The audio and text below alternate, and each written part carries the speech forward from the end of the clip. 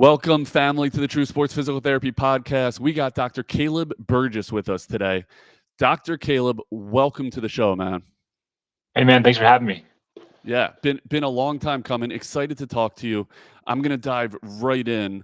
I want to know, how the hell did you get so many followers on Instagram? I think that's what everyone wants to know. That's it. Every time I go on a podcast, it's one of the questions that's always asked. There's a combination of things. I think part of it was when I started. I think there wasn't as many people on the platform, like physical therapists and trainers and stuff. There was like an initial boom where there's like maybe a handful of guys and girls. I think maybe around like 2015, 16, that were like they would just blew up with their content, and it was good content. I mean, obviously he's getting better as time goes on, but that was probably the easiest time to grow. And then I was maybe a year or two after that, so it was a little bit harder, but I had a few posts that were like shared by bigger accounts, and then I was just grinding, constantly trying to make new content, staying up super late, not getting much sleep. It was kind of rough, but I knew kind of what my vision was, to try to just get the message out there and help as many people as possible. And I mean, part of it was just I didn't really need to do it. I just wanted to do something and challenge myself. And I thought I had information I wanted to share to people. And then just over time, continuing to post, continuing to interact with people, just being active on the platform. And it's super general advice that you probably hear all the time, but there's a lot more to it than that. But that's like a whole podcast in itself. Well, give that to me. So now, what does it look like as you go to post? How much time do you spend preparing? How well, I guess, thought out is it in terms of how you post? Walk me through that whole process.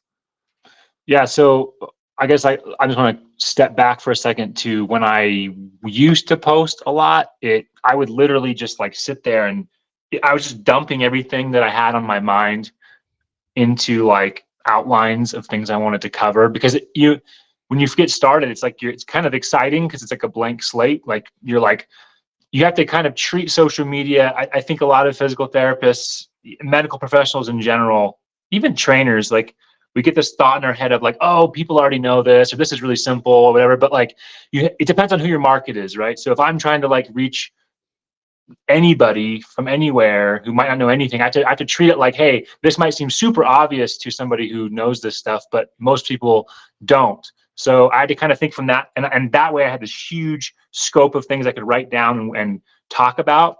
And then I've been doing this since like end of 2017. So like when you do that and you're posting every single day, 365 days a year, I mean, every once in a while I might miss a day, but for years I didn't miss any days of posting. And every once in a while I'd repost something, but at the beginning, not at all. So I have so much content now that it's like, now I'm at the point where I'm like, how do I re-talk about the things I talked about before in a slightly different way?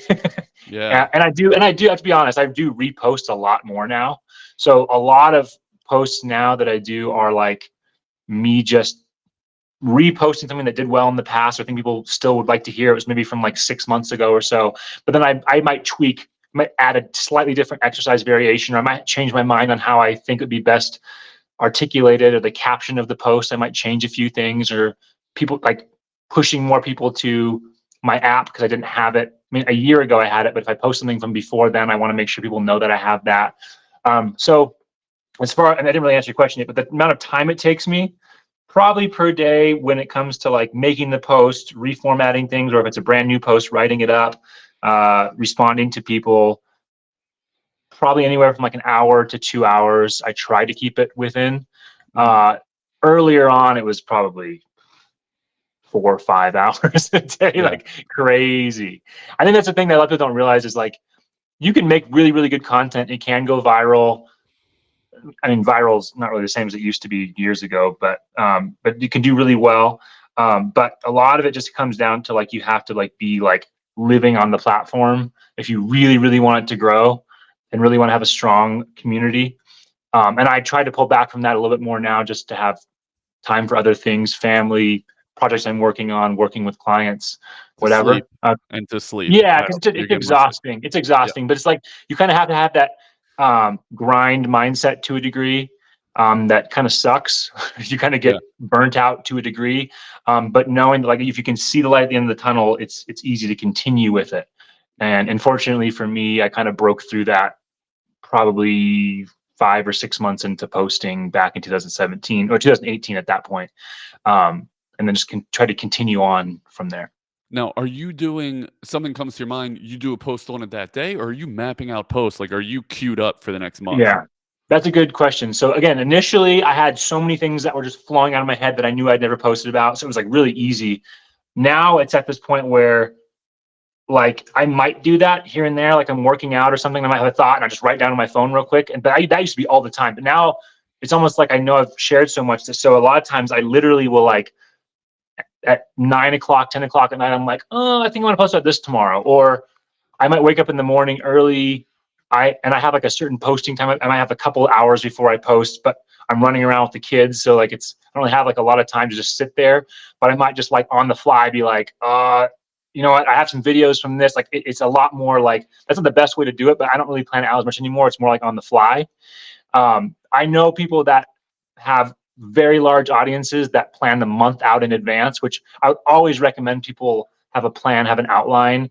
But for me, part of it's my personality, part of it's me just doing this for so long now that it's just kind of like, I know if I need to, I can pull an old post from the past. So and I have limited time to do much that Yeah. it's like, I do that if I can, but if I can't, I'm just kind of doing stuff on the fly.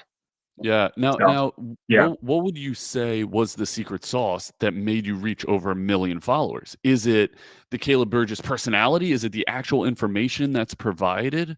What do you think the calling card is?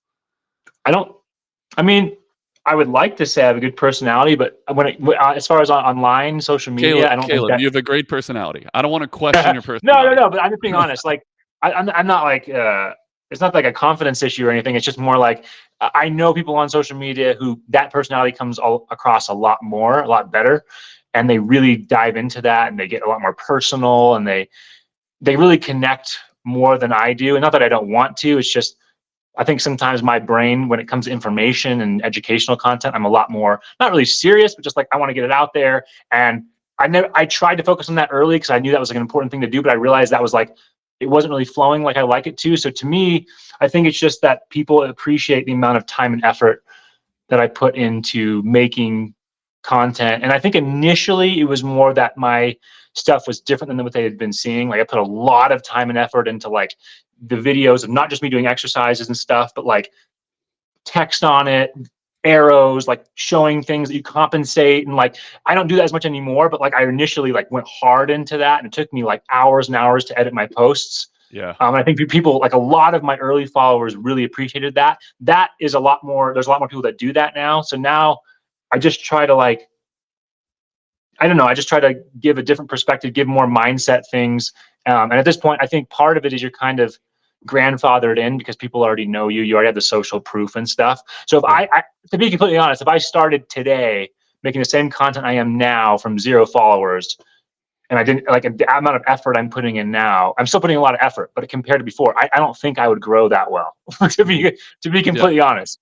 No, I think that makes I sense. mean, I think a lot of it's like just kind of, and that the vast library of content I've made, I think has been helpful for people to notice, like, wow, this guy's been around for a long time. Look how many followers he has. Like that, yeah, I can't discount that either. The social Yeah. proof plays into it. No, I think that goes a long way. Have you what are some of your resources? Like, are you working with a digital marketing agency? Who do you follow to understand how to post and what the entire audience wants? Yeah, so I'm not the only one like this. There's a probably select few of us that do this, but I'm one man show. I've never hired or any help or anything like that. To be completely honest, so many people, I've read so many things and I've thought about it. Like technically I should, but I don't know. Part of me just kind of likes to just do things on my end. I'm like, it's always worked, and it's like I'm not like miserable. I'm very happy with my life and my content and what I'm doing. And I have no overhead. I mean, I have overhead for like systems I have in place, like automated things or whatever. But like when it comes to like hiring people to do things for me, have never really done that. I might do that. I might start doing a YouTube and hire someone to like make like thumbnails and maybe edit some of the videos, maybe, but I've never ever done that yet. Yeah. And as far as like where I get inspiration from, or like how I figured out what works and stuff, and that's the thing. That's something I tell a lot of people who are trying to start more of a social media is like follow. You don't need to follow like a million people, but find like maybe 3 to 5 accounts that you really like, and like put yourself into your target audience's mindset of what they would find valuable and sticks out to them, and Yeah. then like save or screenshot whatever, make those your favorite people to follow, so you can click a button on like Instagram and you can have these 5 people that you look at, and don't like copy them exactly, but like you can make your content similar but with your own twist. You don't need to reinvent the wheel. It doesn't need to be something crazy off the wall, but like learn from them as far as like how they put together their cover slides, what their hooks are like to get people to watch their videos, how they present their content. And then that's huge. That helped me a lot. Like even fonts to use. And that took forever to kind of figure out that stuff. I've learned all this stuff on the fly, just from watching other people and then kind of putting my own spin on it. Yeah, it's pretty it's amazing. Like, congratulations to you and kudos to you for it. This is the true entrepreneurial story. Like, you doing it on your own, you figuring it out, you trial by fire. That it's really impressive. Who are your 3 to 5? Like, who's it? Well, who are those for at you? this point, it's. I mean, it does not at all You sound like are egotistical. you At are this the point, three I to don't really five. have that because I'm just kind of like I'm doing my own thing. I've been doing it for so long. But like, I mean, I'm trying to think of like when I Who were first they? started. Yeah. I think when I first started, there was, you probably know Tom Yep. Walters. He's Had him on the rehab pod. science. So Legend. he was like maybe started like a year and a half before I did. And I think when I started, he already had 100,000 followers. So Wow. like he was one that I got inspiration from. There is, I think the prehab guys had already been on for like 2 years. They were like one of the very, very first. I think they had like 250,000 when I was starting from zero. They were actually like, I think first year students with that many followers. And I was Amazing. already fellowship trained. And of course there's this initial, like you look at the stuff and you're like, these are students, like what the heck? But Screw then, these but guys. I Yeah. mean, it's still good content for the average person to consume, and it's still valuable. So I respected them, got some value from studying their stuff. And then there's another guy you probably know, E3 Rehab. Sure. So Mark Sertica. So he had his own page for a while. So I really liked how, honestly, completely honest with you about him. His font that he used, I ended up using just because I thought the font popped. I just remember that specifically. His font was great. That's And then great. I don't use that font anymore, but initially it worked well. Yeah. Just I think I picked like little things from each, like colorways, font. There's a few others. I can't remember off the top of my head, but those were a few of the ones that I initially saw, because honestly, and I think Dr. Jacob Harden too. He's a chiropractor who he doesn't post anymore. I mean, you might know him, but a lot of people many people might not know now, but he was like one of the biggest accounts for a while, has a lot of respect, still has a lot of respect in the community. But yeah, he hasn't posted for like 3 or 4 years now. But he had the way he presented his content.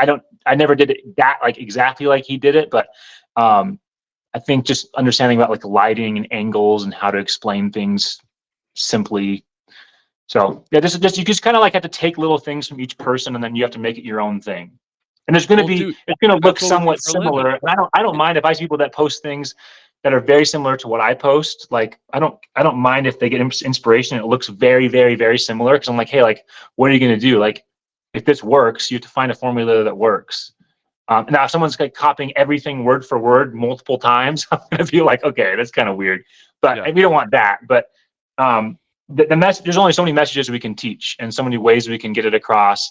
So I would think some people are so worried about making their content look like someone else's content that it's like, if it doesn't look good, no one's going to want to click on it, even if the greatest message in the world. So like, you might as well take from the people that have been doing well on this Yeah. platform. Well, Yeah. well, two points there. One is dude, that's essentially what we do for a living, right? Is we look at how others do what it is we want to do, and we pick and choose, and we try to make it our own. I don't think there's any harm in that. I think there's a lot of genius in that. So I think that's obviously bared tons of fruit for you at 1 point whatever million followers. So I think that's really good advice.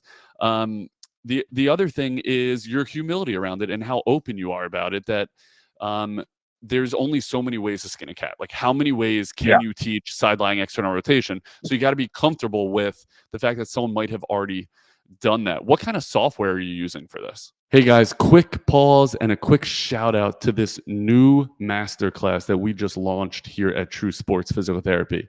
Myself and Dr. Tim Stone put together a masterclass of ACL rehab, and we call it From Table to Turf. And the reason we call it that is because it's going to teach you exactly how to get your athlete all the way from post-op day one with the nitty-gritty of regaining all of that range of motion, with the tips and the tricks that we use here at True Sports Physical Therapy that gets our athletes better, faster, and stronger. And that's early. And then how do you progress that athlete all the way onto the field with a ball in their foot or a stick in their hand or whatever their sport is, and teach them how to accelerate, how to decel, how to change direction, and all the mechanics that go in there. What drills do we use to get our athletes exactly where they need to be, back on the field, and even better than before injury?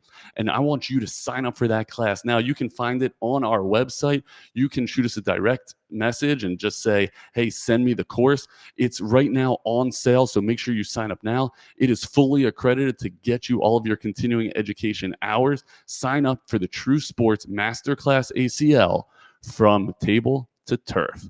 Thanks, guys. So I use InShot on the phone.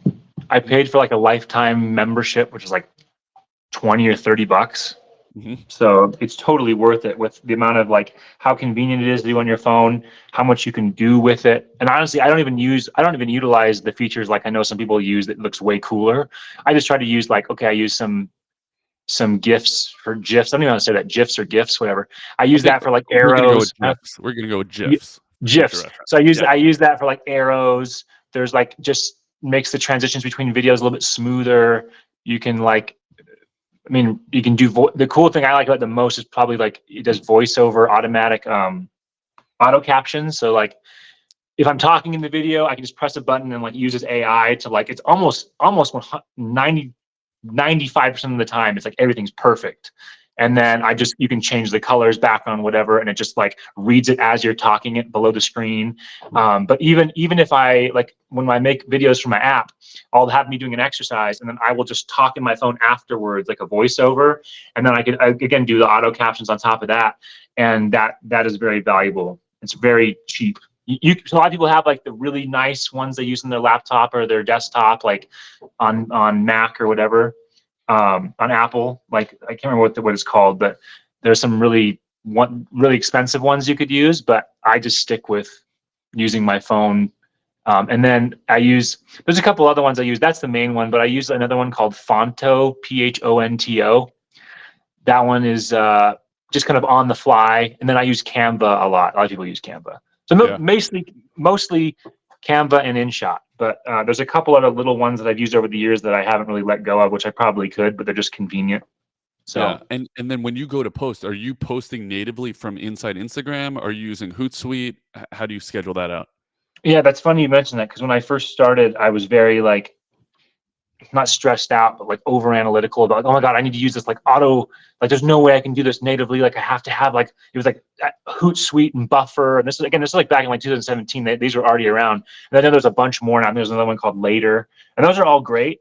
But I ran into some errors sometimes with those, which they're probably better now, but it kind of like lost trust in some of them because they wouldn't post when I wanted them to post. There was errors. I didn't know about it. So I would think I had posted for the day, and like 3 hours later, when it was like past my posting time, when I wouldn't get as much engagement. Yeah. So like they were like, but I did kind of like lost some faith in those automatic posting things, but they're probably much better now. That was like 7 years ago or something. But, and I remember even asking, oh, sorry, I forgot to mention someone else. As far as inspiration. So I don't know if you know Teddy Wilsey, Strength Coach Therapy. He was one of the very first people on there too. So I got some inspiration from him. But I remember, it's just so funny. I remember this specifically. I was at a 24-hour fitness. I was like just maybe within a month or two of wanting to start posting. And I messaged him on one of his posts and I said something because I saw he posted like every day and like the content, there's so much packed into each post. And at that time, I was like, how can this even be possible? Which is funny because I've done that now for like so long. But I was like, how can you actually have the time to treat patients? Even if you didn't, like this would take so much time. And I was like kind of mind blown. I asked him, I was like, what do you use for like your auto scheduling? Like, and I literally was like asking these exact same questions, like, how do you do this? And he's like, the old fashioned way. And I thought he was just lying, like kind of flexing, like, yeah, I just post it from my phone. And so I kind of got annoyed, to be honest. I was like, there's no way. And what's funny is like, that's literally what I've done for, forever now. But part of it is I use, back then I used to use Evernote for all of my captions. I'd make the captions of all my posts, which are always pretty long. I try to be like pretty detailed about my captions. Now I used to use the native note app on my phone or Google Notes. Not Google Notes, Google Sheets. No, whatever the one is in Google Drive. I think it's Google Notes. Yeah, whatever. Google Docs. So I use that, and then I just copy. I save it on my phone when I copy and paste it. I can pin it in my copied text, and then I save the videos for each post like in a folder ready to go. So when I post, I just go to that folder. I make a carousel or whatever. I copy and paste my caption. I have a pinned comment, maybe, that I want to post at the top of the comment section that's saved. Like, it's a process I've done so much that it seems so like, oh, it's not a big deal. But it's like, I'm like realizing now, like there's a lot that goes into that, those systems. But like, it's just funny because that's something that I thought was like impossible before. But then like when he said that and I was like, really? But like, that's what I do. I have the system of what I've just done for so long. It's just like second nature now. It's like brushing my teeth in the morning. Listen, I mean, it's a learning curve. Like when you came out of school, you're like, how the hell am I going to treat 10, 15 patients a day? Oh yeah. And then a year in, it's like, bang, it's the easiest thing in the world. So now you're treating patients strictly virtually, right? Yeah. And you offer an online, a virtual evaluation. So walk me through that evaluation, and then see if you can highlight maybe one of the struggles that there is in virtually assessing a patient, especially for a manual therapist. Oh yeah. So like, just to kind of, I keep going back. I'm sorry. I'm giving history here. I was trained after I finished school, I did a residency, which was, we kind of focused on a lot of pain science stuff, but a lot of movement stuff, but a lot of like hands-on, like the bang for your buck, like manual therapy stuff. Not like everything, but just like the bang for your buck. Like, this is stuff that usually works based on, I guess, our instructor's opinion and what the research shows and what would help us for our exams. Which was still great. It was probably the most valuable thing I did was that residency, because it taught you how to like critically think and stuff, like a lot of critical thinking. But then I did a orthopedic manual physical therapy fellowship and sports fellowship the next year. So that was like hardcore, like every possible thing you can imagine manual therapy. And I could have paid to get the FAAO MPT after that and been credentialed to have that. But at that point in my life, I was like, I didn't have much money. I was like, I don't really want to pay for this. I'm like, am I going to really, like, I'm not going to teach any courses on manual therapy. I didn't plan on doing that. So it's like, I have it, but I never paid for it. So with that being said, it sounds funny because I have that experience and I still think manual therapy is awesome. But virtually, like, the way that I look at it, I think part of it was I got that education in school too, but also residency and fellowship, like really hard on like critical thinking and like movement quality and like how do you like problem solve on the fly. And so I realized like a lot of my exams I was doing in person, like, yes, there was still a lot of stuff I was doing, like passive range of motion, like checking like with joint mobility or like how sensitive somebody is to palpation or joint glides or whatever. And but I realized, like, honestly, that wasn't like a huge part of the pie as to like what I really thought was going to be the meat and potatoes of what they needed long term. Like, maybe in the short term to get them out of pain relief, it was huge on the first few visits or whatever. But when we're talking like long term improvement, for the majority of cases, I was like, you know what, I can find this stuff out by just checking the patterns of how they move, what their pain behavior is like, having a really, really good subjective exam, and stuff like that. So of course there's limitations. Like, I always tell people, like, I wish I could transport everybody to see me right here from all around the world. But with social media and stuff, I had people start to reach out like, hey, where are you located? I'm like, honestly, like, if you're not going to fly out to see me, like, we have to do something online. So it kind of forced me to start doing that. I had worked with people that I had seen in person through like almost like personal training before I did all this stuff. And so I Yep. did that virtually, and I knew a lot of personal trainers were doing that and like making a good living off it. I'm like, that's really convenient. So I had this thought in my head that I always wanted to do that. And then as my social media and people got to know me from all around the world, and they're like, I'm not really happy with where I'm going in person, at like remote places, even in the US, like they're in the remote area, they have like one option. They don't like their chiropractor, their physical therapist, whatever, or they've tried certain things and they're like, I like your approach. Yep. So I started doing things more virtually, and that actually worked out. It's worked out really well. It's been a lot of learning, but I mean, if you have a really, really good subjective exam and you know what to look for, you're going to find out the majority of what you need. I think the biggest limitations, besides some hands-on stuff that might help me a little bit, is if I was in person, I could like walk around, I could cue them differently. Like, no, I want you to move Yeah. like this. And it could be a lot quicker. Like I could get Yep. through a full exam a lot quicker in person and just like boom, boom, boom. Like, here's what I need. I can just feel something as I'm putting them through range of motion versus like teaching them what I want them to do and showing them. And that just takes a lot of back and forth. But Yeah. with reps, it's gone a lot better. But even still, even though I haven't done an in-person exam now for almost a year, Wow. I know I'd be able to fly through it still compared to virtual. Yeah. But that's probably the biggest limitations. But again, if it's something where I think someone really, really needs to see somebody in person, very rarely people reach out to me where I actually think they have to see somebody. But if I think like, what might be beneficial, I might tell them to go see someone near them for a second opinion, or just to get a more thorough workup if I think it's appropriate. Yeah. Or like if it's something where it's like more of like they need some diagnostic testing because it might be a surgical case. Yep. Or I have some certain questioning that makes me think like, I don't know how good your prognosis is. Then of course I'm going to refer them to either another PT, an orthopedic surgeon, or whatever, just to rule things out. Yeah. Well, if they're Yeah. in the DMV area, please send them to True Sports. But that's a shameless plug. But I saw this during COVID. I honestly thought all of PT would look like Caleb Burgess in a matter of time. And then COVID happened, and I'm fumbling around like a dumbass with my laptop and trying to like cue virtually, and it was so ugly. I guess Yeah. you overcame that just with reps.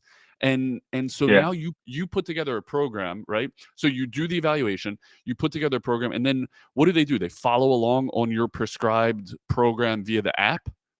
Yeah, so I have a coaching app that I subscribe to. It's called Trainerize. There's other good ones. There's like Train Heroic, and there's actually a free one that you can use. You don't have to pay anything, but it's not as polished. You Mhm. could pay for a paid version, but it's called Quick Coach.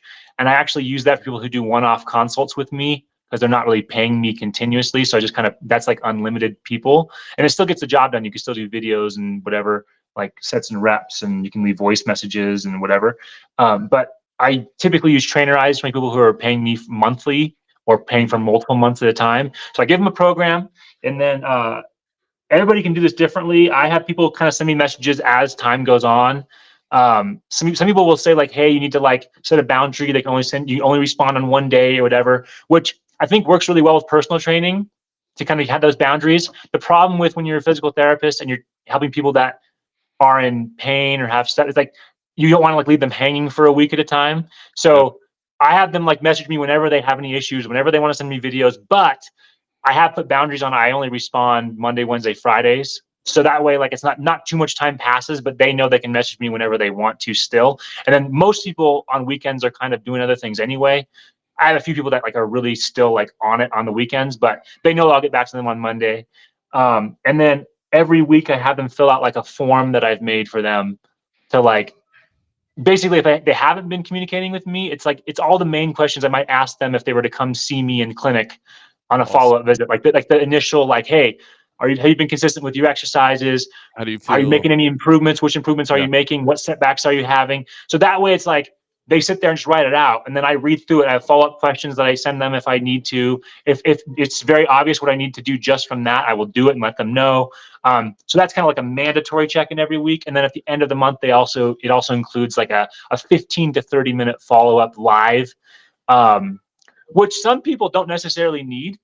The follow-up that we have asynchronously is fine, but I think just having that face-to-face reassurance, saying Yeah. things live, is nice. Accountability. But if Yeah. it's more something where like I have to reassess certain markers, like especially when it's like a mobility issue and I want to check like their mobility improvements. If it's more of like a functional strength improvement, like yes, I can do tests, but it's like a lot of times I can just have them send me a quick test video, or I can have them like they can just see their progress in the app, like how many reps, how many sets, Awesome. what their range of motion is that they're sending it to me. So like I don't necessarily always need it, but it Yeah. is nice to have that there too. And how So many patients are you juggling doing this program? it depends on the time. Sometimes it's a little bit slower, sometimes it's a little bit fast. It's a little bit more people. I think on average, it's usually anywhere between like 50 and 65, What which do you is think your kind what's your of break a lot. what's your yeah, it's a lot, but what's your break even point? What do you need to see? What do we say that again? What's your break even point? At $400 a month, how many do you need to see? Uh, it depends because I have a lot. I've developed a life now.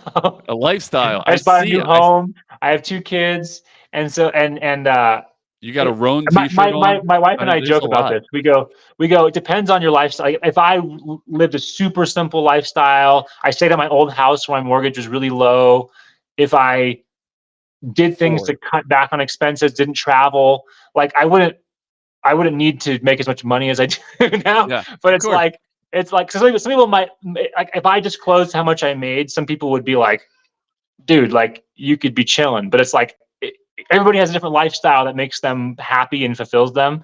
And so for Caleb, that's me, my next question. That's my next question is how much do you make? But yeah. So anyway, what I'm trying to get to yeah, is my break. My break even. I mean, it is probably somewhere around 45 to 50. No, probably like 45. nice. Because I also have an app that gives me income and I promote. And so that has kind of lessened the load that I've had to take a little bit. Awesome. So I mean, it just depends on our stage of life we're in. So if That you asked me this maybe 2 years ago in my old place, um, I super would interesting. probably say I would with if I still had the app, which I didn't have at that time, but if I did have the app, I would say I probably would only need to see like 25 people or something. But like at this point, I'm trying to make moves and I hear it. Dude, yeah. I hear one of those moves screaming in the background. So I know Oh how yeah, it I'm so sorry. It's No, you're it's good. thin. It's I know how it thin goes. walls and it's an unfinished basement, so there's not much insulation between floors. Yeah, I love the comment you made previously, which is how important lighting is and camera angle and all that, and then you're in an unfinished basement with a screaming kid in the background. So Yes, I Caleb, know. I totally get it. True Sports Physical Therapy is growing like wildfire. We have 14 locations, soon to be more. We are throughout the state of Maryland. We're in Pennsylvania, in Lebanon and York, Pennsylvania, as well as in Delaware, in Newark and Wilmington, Delaware. Like I said, so many more practices to come, and we always need outstanding sports physical therapists. Our treatment style is unique. We are one-on-one with your athlete for 45 minutes every single session. You do the entire treatment, you do the entire evaluation, and they are in state-of-the-art facilities where you have room to run, throw, and jump, and really get your athlete all the way back to on the field and better and stronger than they were. We also have outstanding salaries, comp structures, bonus abilities, 401ks, as well as a very strong continuing education offering, including in-house continuing education. And we're looking for you. Now is the time, as we are growing like crazy. Just shoot your resume over to Yoni, YONI, at True Sports PT, or shoot us a DM and we will hit you back. We will get you in for our unique, tried and true interview process and really make a determination that this is the right place for you to grow your career and get your athletes better than ever. We can't wait to hear from you. Last question for you. If you could only wear Yeah. one t-shirt the rest of your life, Roan or Lulu? Well, I have to say Roan. Because Part of it is because I have a financial obligation. yeah, you No, do. well, actually, even if I wasn't getting paid by them, to be completely honest, I love Lulu, but I haven't really owned any Lulu shirts, and I own a lot of Roan shirts because I've been with them for like since 2019, end of 2019. I've been with Roan, and they've been really awesome, really good to me. So I have like a full. That's like almost all I wear is Roan, Yeah. and their quality is amazing. Their I'm quality not going to is say I'm amazing. not. I wouldn't say necessarily like it's better or worse than Lulu because I know Lulu's quality is amazing. I had some slacks that I wore for like 2 or 3 years in the clinic. I don't have to wear slacks anymore because I'm at home. Yeah. But when I did, I wore those like ABC ones. I don't know if you know those Yeah, ones, sure. but Of course. those are Yes. amazing. Those are like my They favorite pants dude, ever. they're amazing, but the Roan commuter is better. It's a The Roan better commuter. So that's pant. just funny. I started wearing the Roan commuter um, probably like 2021 or something when I was still working in the clinic, but I still wore both. And my opinion, it just depends on your structure too. I have really thick legs, like really like tree trunk Must be legs, nice. Must and be a really nice. bit butt. And the ABC to be, I love the commuter, but I think I like the ABC better just because they're so stretchy Yeah. that it's like I had 100% freedom of movement. And that's not a knock on Roan at all. It's more just like I think that I like those ones better. Well, to back up your Roan sponsorship, I love Roan because I've got matchstick legs and they're far slimmer, so they're way better. So, shout out to Roan. I Yeah, can't wait to hear from them.